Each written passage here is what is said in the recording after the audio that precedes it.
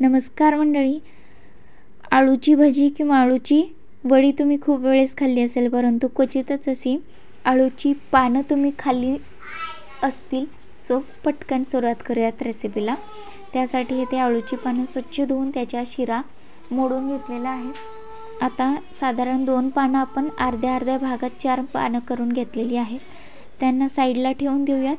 त्यासाठी लागणारा मसाला तयार करून घेऊयात. 1 वाटी बेसन घेतलंय, त्यामध्ये हळद टाकून घ्यायची. लसूण मिरचीचा ठेचा टाकून घ्यायचा आहे. 1 चमचाभर क्रश केलेला ओवा त्यामध्ये टाकून घ्यायचा आहे. त्याचबरोबर चवीनुसार मीठ टाकून घ्यायचे. 1 चमचाभर भाजलेले तीळ आपल्याला त्यामध्ये टाकून घ्यायचे. अर्धा लिंबाचा रस टाकून घ्यायचा आणि थोडं थोडं पाणी टाकत आपल्याला, जसं आपण भज्यासाठी पीठ कालवतो सेम तसं पीठ आपल्याला यासाठी कालवून घ्यायचं आहे. जास्त घट्टही नको आणि जास्त पातळही नको, अशा पद्धतीने. सो इथे आपलं हे बॅटर तयार झालेलं आहे. आता लगेच पानं लावून घेऊयात. इथे अर्धा पान घ्यायचं आहे. व्यवस्थित सगळीकडून आपल्याला त्याला लावून घ्यायचं आहे. पातळ असं समप्रमाणात सगळीकडून बेसन आपल्याला लावून घ्यायचे.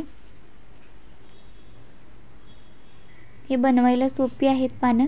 आणि एखादी जर खिचडी बनवली असेल किंवा भात वरण असेल तर त्यासोबत तोंडी लावण्यासाठी एकदम उत्तम असा पर्याय आहे. शक्यतो याला तुम्ही गरमागरम खा, कारण गरमागरम याची चव खूप छान अशी लागते.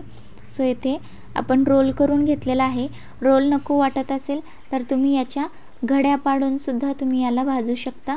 सो इथे आपण रोल करून घेतला आहे. साधारण 2 पानाचे आपण इथे 4 रोल करून घेतलेले आहेत, अशा पद्धतीने. आता चला लागली हात लगेच आपण त्याला तव्यावर भाजून घेऊयात. इथे तव्यावर तेल टाकून घ्यायचे. व्यवस्थित तेल जे आहे ते पसरवून घ्यायचं आहे आणि त्यामध्ये जे रोल आपण बनवलेले आहेत पानं ते त्यामध्ये ठेवून दोन्ही बाजूनी खरपूस असं आपल्याला त्यांना भाजून घ्यायचं आहे. बनवायला सोपी आहे, जास्त तेलकट होत नाहीत आणि चवीला एकदम उत्तम अशी लागतात.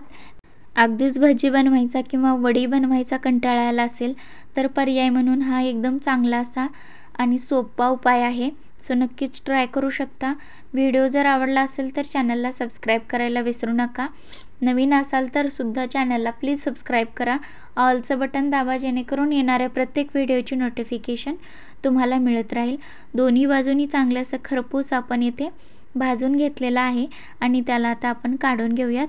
याचा आस्वाद तुम्ही गरमागरम खिचडीसोबत, डाळ भातासोबत घेऊ शकता. चला भेटूयात पुढच्या व्हिडिओत. तोपर्यंत धन्यवाद.